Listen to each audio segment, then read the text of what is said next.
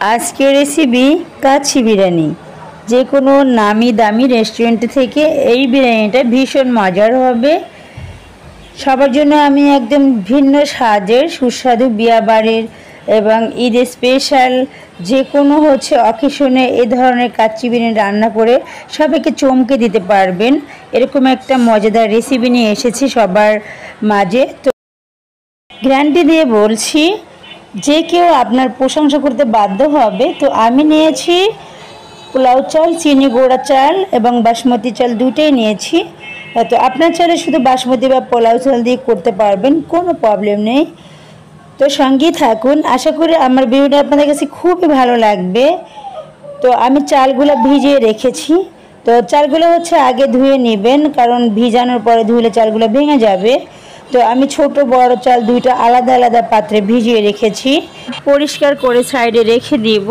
তো এরপর যে আমি পেঁয়াজ বেরেস্তা সবার আগে করে নিয়েছি, আলু ছোট করে টুকরা করে কেটে তেলে ভেজে নিয়েছি। তো এগুলো আমি এখন সাইডে রেখে দিব। আমি যেটা করছি, এখন একটা পাত্রে গরম পানি নিয়ে নিচ্ছি। আমি পাউডার দুধ নিয়ে নিব, আপনারা চাইলে টক দই নিতে পারেন, কোনো প্রবলেম নেই। তো আমি বাসায় টক দই রেডি করে নিব। তো আমি দুধটা ভালো করে গুলিয়ে নিব চামচের সাহায্যে। আমি এখন যেটা করছি, আমি একটা টক দই রেডি করে নিয়েছি, কারণ আমার হাতের কাছে টক দই নাই, টক দই শেষ হয়ে গিয়েছে। তো ভালো করে মিক্স করে নিচ্ছি এ পর্যায়ে। তো ফাঁকে আরেকটা কথা বলে যাই, যারা আমার চ্যানেলে নতুন এসেছেন, যদি দেখতে দেখতে আমার রেসিপিটা ভালো লেগে যায়, অবশ্যই আমার চ্যানেলটা সাবস্ক্রাইব করে রাখবেন। যারা অলরেডি সাবস্ক্রাইব করে রাখছেন, অসংখ্য ধন্যবাদ, তাদের জন্য অনেক ভালোবাসা দোয়া রইল। তো এরপর যে আমি যেটা দিব, ভিনেগার দিব, আপনার চাইলে লেবুর রসও দিতে পারবেন। তো 2 টেবিল চামচ দিলেই হবে। তো আমার দই হয়ে গেছে, ইনস্ট্যান্ট টক দই আমি রেডি করে নিলাম। তো দেখুন একদম পারফেক্ট দই হয়ে গিয়েছে। এটা আমি এখন সাইডে রেখে দিব। এখানে আমি 1 কেজি পরিমাণ গরুর মাংস নিয়েছি, পোলাও চাল 1 কেজি নিব। সামনে ঈদ আসছে, তাই গরুর মাংস কাচ্চি বিরিয়ানি করে দেখাবো, যদি কারো উপকারে আসে। মাংস ধুয়ে পরিষ্কার করে পানি ঝরিয়ে রেখেছিলাম, একটু কুচি করে আদা দিয়েছি। এখন আমি টক দইগুলো দিয়ে দিয়েছি। তো দেওয়া হয়ে গেছে। এরপর যে আমি যেটা করব, আমি আদা বাটা দিয়ে দিচ্ছি। মাংসের সাথে ঘি দেওয়ার চেষ্টা করবেন, তাহলে মাংসটা বেশি মজার হবে। তো এ পর্যায়ে আমি রেডিমেড বিরিয়ানির মশলা দিয়ে দিচ্ছি। আপনারা চাইলে আস্তা মশলা দিলেও হবে, কোনো প্রবলেম নাই। তো হোটেলের মতো যদি টেস্ট খেতে চান, তাহলে অবশ্যই রেডিমেড মশলা দিবেন। আমি হলুদের মরিচের গুঁড়া 1 টেবিল চামচ করে দিয়েছিলাম, জিরা। তো ক্যামেরা এটা উঠে নাই কোনোভাবে, তো আপনারা দিবেন, স্কিপ করবেন না। তো এর ভেতরে আমি কাঁচা পেঁয়াজ কুচি, রসুন কুচি দিয়ে দিলাম। আমি কিন্তু বেরেস্তা দিয়ে দিচ্ছি এখন। পেঁয়াজ বেরেস্তাটা স্কিপ করবেন না, অবশ্যই মাংস দিতে হবে। বাকি দইটুকু দিয়ে দিলাম। তো এখন যেটা আমি করছি, একটু সয়া সস দিয়ে দিতে হবে। এটা স্কিপ করলে সমস্যা নাই, এটা অপশনাল। তো সয়া সসটা দিলে একটু ভিন্ন ফ্লেভার আসবে, স্বাদ আসবে। তো আমি দিয়ে দিচ্ছি এ পর্যায়ে গ্রিন চিলি সস। তো আপনারা চাইলে কাঁচামরিচ দিতে পারেন, হাতের কাছে না থাকলে সসও দিতে পারেন, কোনো প্রবলেম নেই। তো আমি এখন এ পর্যায়ে একটু গোলাপ জল দিয়ে দিচ্ছি। এ পর্যায়ে দিয়ে দিচ্ছি আস্ত মশলা, ইলাচি, দারুচিনি, গোলমরিচ, কাঁচামরিচ, লবঙ্গ, সব ধরনের আস্তা মশলাগুলো দিয়ে দিবেন। তেজপাতা এখানে একটু দিয়ে দিচ্ছি, জয়ফলের টুকরা। এখন আমি জয়ত্রী দিয়ে দিচ্ছি, আস্তাটা দিব না। তো এখন যেটা করব, একটু ঘি দিয়ে দিব। ঘিটা যত বেশি দিতে পারবেন তত ভালো হবে। ঘি যদি পুরো ঘির ভিতরে রান্না করতে পারেন কাচ্চি বিরিয়ানি, তাহলে তো আর কোনো কথাই নাই। তো আমি একটু 2 টেবিল চামচ মতো দিয়ে দিব। তো এ পর্যায়ে আরেকটা ফাঁকে আরেকটা কথা বলে যাই, আমি অনেক টিপস আছে, টিপস সহকারে দেখাবো। যদি ভিডিওটা স্কিপ করেন বুঝতে পারবেন না। তো আমি বেরেস্তা করার তেল দিয়েছি। আমি যেভাবে রান্না করি, সবাই কিন্তু রান্না করার একটা আর্ট আছে, রান্না করা কারোর সাথে কারোই মিলবে না। তো আমি যেভাবে রান্না করি, এভাবে রান্না করে একবার দেখবেন, ইনশাল্লাহ সবাই আপনার প্রশংসা করবে। নামি দামি রেস্টুরেন্ট থেকে আপনার খাবার আরও বেশি মজার হবে। তো আমি একটু লবণ দিয়ে পরিমাণ মতো মেখে নিচ্ছি। ভালো করে ঘষে ঘষে মাংস মশলার সাথে মিশিয়ে নেব। তো এটা চেষ্টা করবে একটু ভালো করে মাখিয়ে নেওয়ার। ভালো করে মাখিয়ে নিলে হয় কি মশলার একদম ফ্লেভারটা মাংসের ভিতরে ঢুকে যাবে। ঘষে ঘষে মেখে আমি এ পর্যায়ে হচ্ছে ঢাকনা দিয়ে হচ্ছে সাইডে রেখে দিব। তো আমার মাংস মেখে নেওয়া হয়ে গিয়েছে এ পর্যায়ে। আশা করি পুরো ভিডিও দেখবেন, ভালো লাগবে ইনশাল্লাহ। তো আমি বলেছিলাম একটা সিক্রেট টিপস আছে। তো এ পর্যায়ে হচ্ছে আমি খাবার ছোটা দিয়ে দিচ্ছি 1/2 টেবিল চামচ। এটা ভালো করে মিক্স করে দিচ্ছি। এই খাবার ছোটা দিলে হবে কি মাংসটা একদম সফট হয়ে যাবে, হাতে ধরলেই গলে যাবে।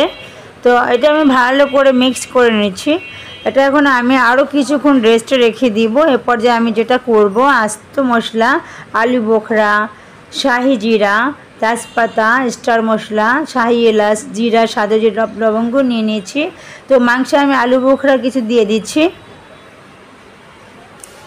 কিছু শাহি জিরা দিয়ে দিচ্ছি, আস্ত এলাচ, স্টার মশলা এবং শাহি এলাচ দিয়ে দিলাম, কালো এলাচ বলতে পারেন, কোনো প্রবলেম নাই।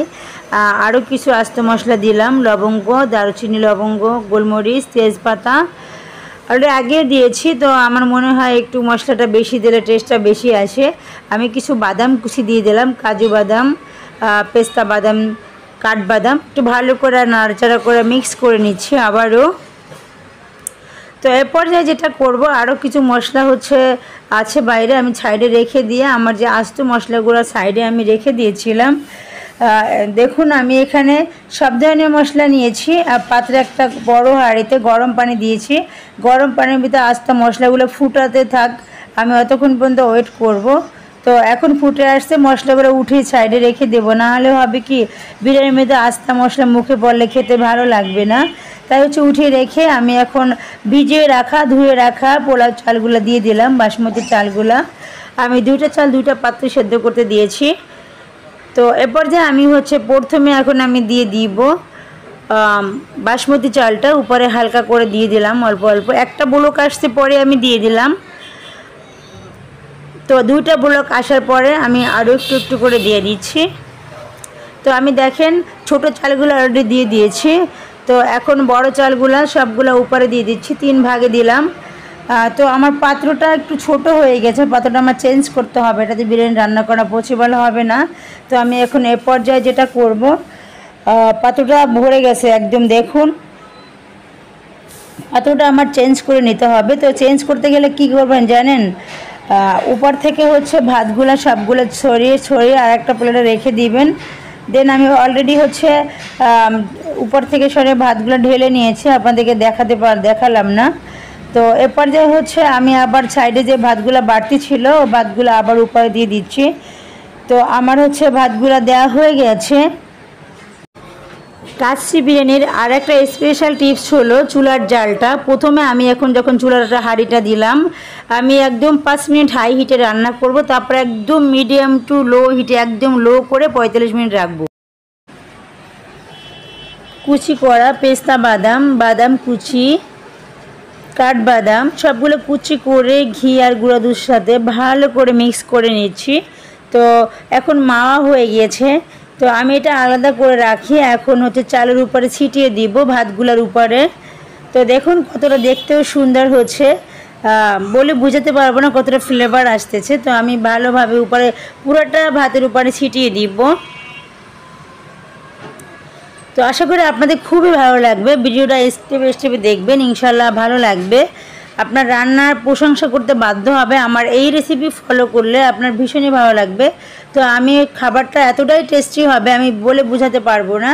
তো এরপর হচ্ছে আমি ফুড কালার দিয়ে দিয়েছিলাম। তো এখন দিয়ে দিয়েছি একটু রেড ফুড কালার, আগে দিয়ে দিয়েছিলাম অরেঞ্জ ফুড কালার।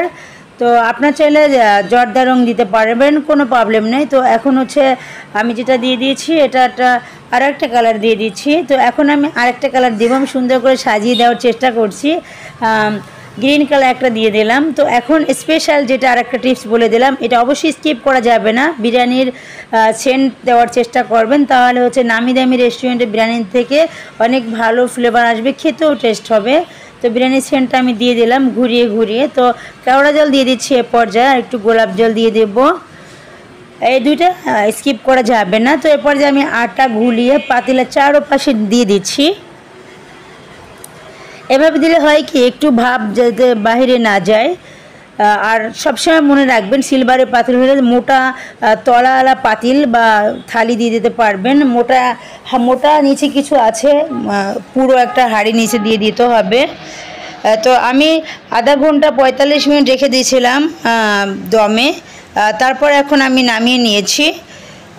তো আমি খুলে দেখেন কতটা পারফেক্ট হয়েছে, কি ঘ্রাণ, কি সুস্বাদু, কি আমি বলে বোঝাতে পারবো না। তো দেখুন কতটা পারফেক্ট হয়েছে। আমি চুলা থেকে নামিয়ে নিয়েছি।